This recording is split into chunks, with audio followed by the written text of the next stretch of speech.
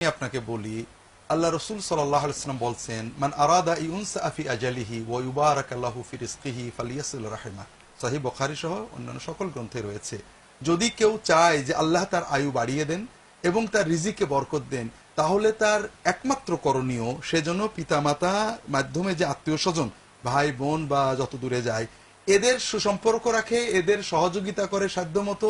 পিতামাতা এবং ভাই বোনদের সহযোগিতা, তাদের সেবা, এটা আপনার সর্বোচ্চ নেকামল এবং এর মাধ্যমে আল্লাহ আপনার আয়ু বাড়াবেন, বরকত দেবেন ইনশাআল্লাহ তাআলা। দ্বিতীয় যেটা হলো যে ভাই বোনের পাশে না দাঁড়িয়ে আপনি যদি অন্য দান করেন, আমরা সবাই জানি আল্লাহ যাদের প্রাচুর্য দিয়েছে অনেকেই দান করেন।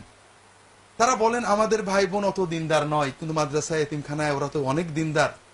ভাইরা, এমনকি ওলামায়ে কেরাম বলেছেন, কোন কোন সাহাবীদের কল রয়েছে যে ভাই বোন আত্মীয় স্বজন যদি নেওয়ার মতো হয়, তাদেরকে না দিয়ে অন্য জায়গায় দিলে আল্লাহ কবুল করবেন না। আর তাদেরকে তো আপনি দেবেন শুধু দিনদারির জন্য নয়, দিনদারদের অবশ্যই দেবেন, পাশাপাশি আত্মীয়তার যে হক সেটা আপনাকে আদায় করতে হবে।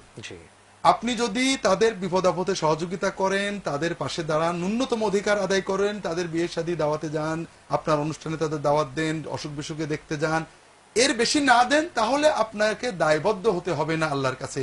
তবে যত বেশি দেবেন সব তত বেশি হবে, বরকত এবং আয়ুতে বৃদ্ধি আল্লাহ তত বাড়িয়ে দেবেন। এটা হাদিসের শিক্ষা।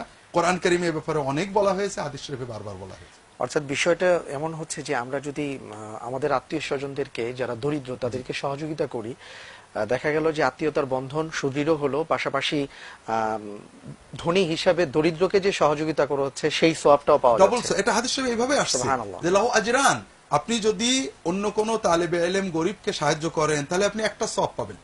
আর আপনার ভাই বোন আত্মীয় স্বজনকে যদি আপনি সহযোগিতা করেন, আপনি দুটো সওয়াব পাবেন। একটা হলো সিলা রাহিমি, আত্মীয়তার সম্পর্ক রক্ষা করার সওয়াব, আর একটা দানের সওয়াব। সুবহানাল্লাহ। দ্বিতীয় যেটা, আপনি যদি আত্মীয়দের প্রতি রাগ করে বা তাদের কোনো কারণে অসন্তুষ্ট হয়ে তাদেরকে একেবারে না দিয়ে অন্যদের দেন, তাহলে অন্যদের দেওয়াটা কবুল হবে না বলে ওলামায়ে কেরাম বলেছেন, সাহাবীদের থেকে এই ব্যাপারে বর্ণনা রয়েছে।